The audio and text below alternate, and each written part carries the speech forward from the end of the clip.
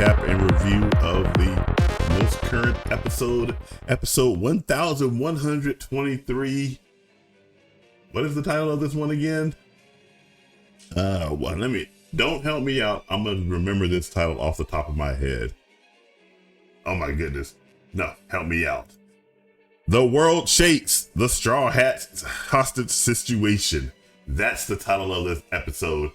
I had to cheat there for a moment. But before we get into the content, make sure you do like, share, subscribe, turn on those post notifications. All that stuff really helps me out. Now, I have been a big One Piece fan. I have been watching the One Piece series ever since it came out on 4Kids TV. But back in 2002, I want to say, maybe, yeah, about 2002, around that time period. It actually originally came out in 1999, but I've been watching this thing for about 23 years of One Piece. Imagine that.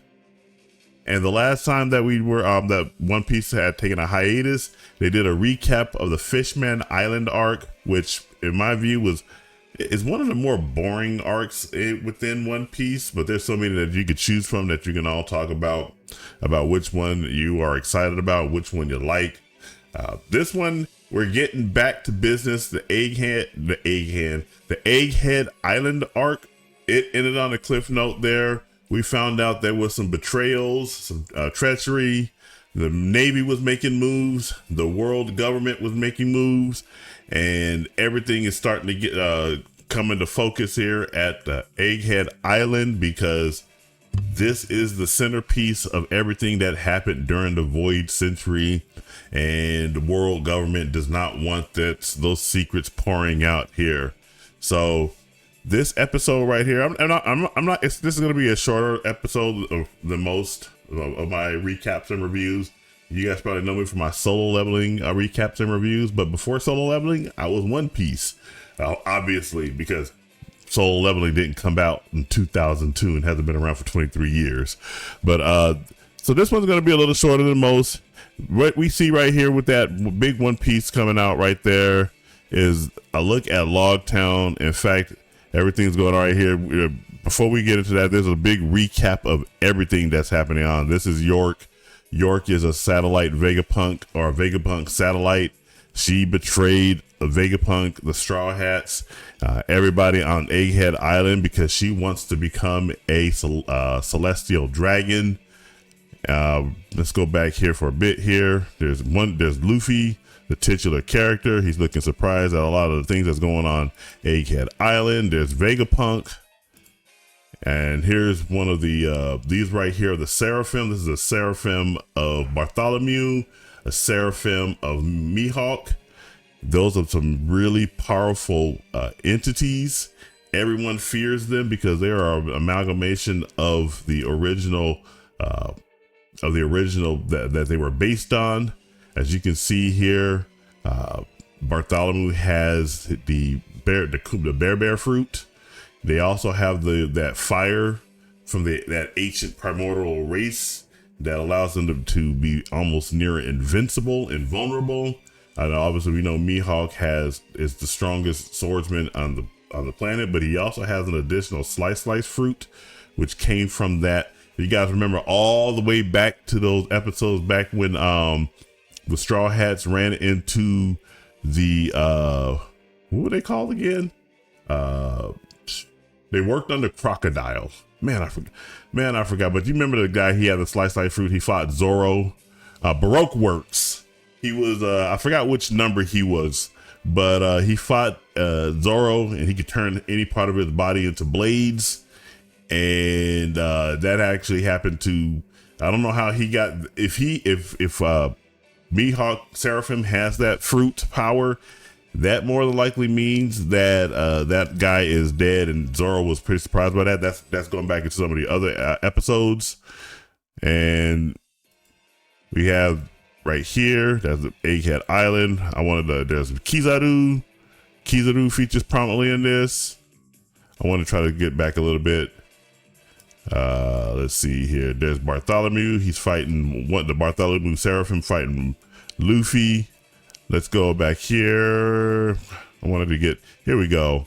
Here's all the Gorosei. coming together. They basically run everything under Emu. And we're going to fast forward here. Now we're on Logtown. Logtown has just found out that Garp and Luffy are missing. And this man says that Garp is a man of many legends. Refuses to believe that Garp is dead. Galaxy Impact. Oh my goodness. That's one of the best moves I've seen in all of One Piece. When Garp is just walking off that ship and he just does right into Pirate Island. Galaxy Impact. And then his student and protege, Kobe, he gets his own version of Impact called Honesty Impact. So let's go forward. Disappearing at Pirate Island. That's bad, isn't it? They're talking about Garp right there. You got some moody clouds there. And by the way, what's going on right here is there's a big giant earthquake that is happening across the entire globe. And can you imagine if the Earth actually had one of those types of earthquakes that would just impact the entire globe? So we see over here in East Blue and North Blue, South Blue, West Blue, and we just see right here the earthquake that day. On that day, there's Laboon. I want to go back to that quote there. It caused widespread, the earthquake that day caused widespread damage to the world. It basically caused the sea levels to rise by 1 meter. And what may be the focal point of that is this big giant hole that is at the remains of the kingdom of Leloucia. If you guys remember back before the hiatus, Emu decided to demonstrate their super weapon, and this big giant beam just came down from the sky and evaporated this entire island. Luffy's brother, what's his name? The guy with the top hat. My goodness, I know Ace Sabo. Man, yes, I forget enough One Piece that most people don't know. So forgive me if some of the characters' names are just fighting their way to come back to the top of my head. But anyway, Sabo was barely able to escape from the kingdom of Leloucia. And we just see that there is a big giant hole where everything is just sucking in. The Navy is reporting there, and you see this big giant hole. And you see that it says right there, the earthquake caused sea levels around the world to rise by about 1 meter. Holy freaking madness. That giant hole right there. I don't know if you guys ever remember the game Deus Ex Human Revolution. Late in that game, you go to this big giant base that is being built out in the middle. I think it's in the middle of I want to say the Pacific. This big giant base that is just being built. And when you look down in there, it's just all this metallic stuff around and a big giant hole that's going down. I forgot what that base was called. If you guys are familiar with that game, put that off in there. And when I saw this hole right here, that's what it reminded me of. I mean, can you imagine if something like that happened on Earth, where there's just a big giant hole where everything is just, all this water is just seeping in? We don't understand, we can't fathom, pardon the pun, we can't fathom how deep the ocean is. I know some places have it measured at many miles, but let's see right here. What is the deepest part of the ocean? The Mariana Trench, 124 miles deep.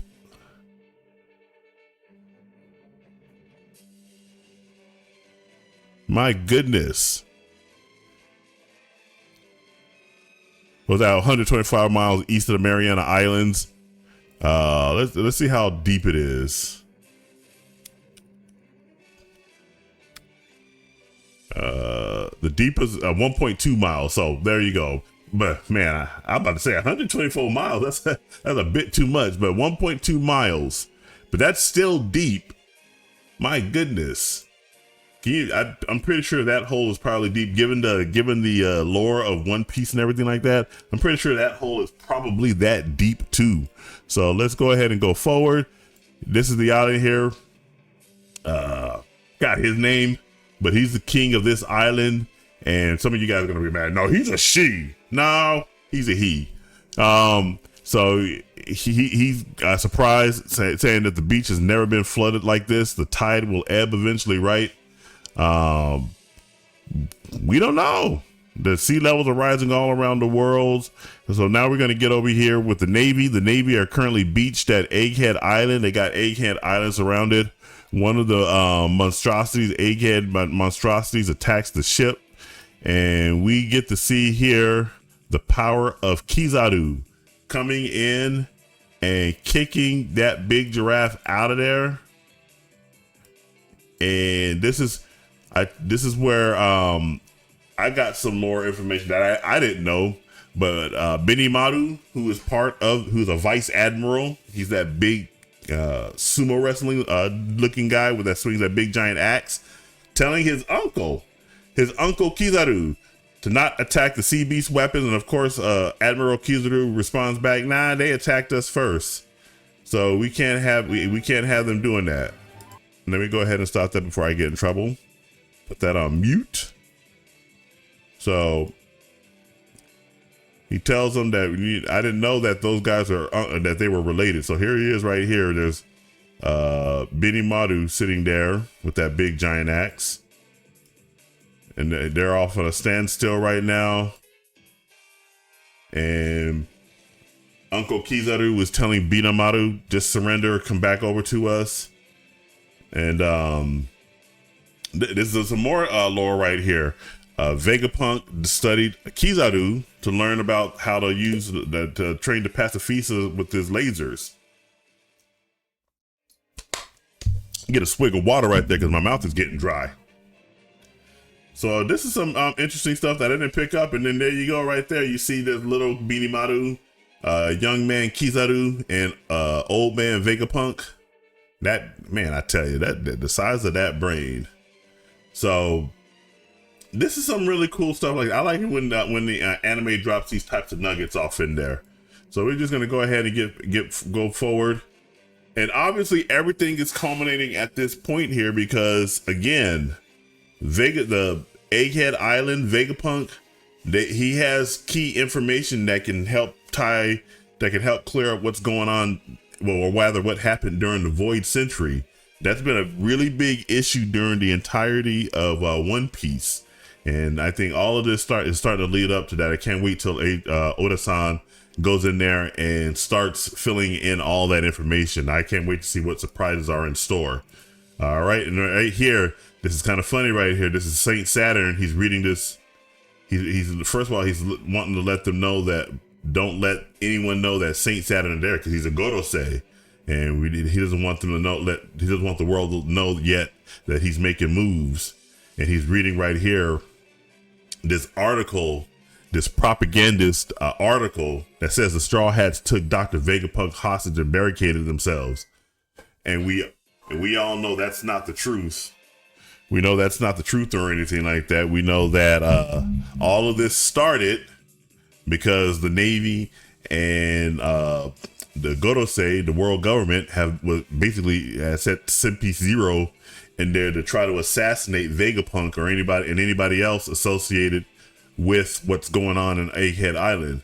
So he's kind of happy that article is stating it that way, and that's why he goes on the next page. I like this article.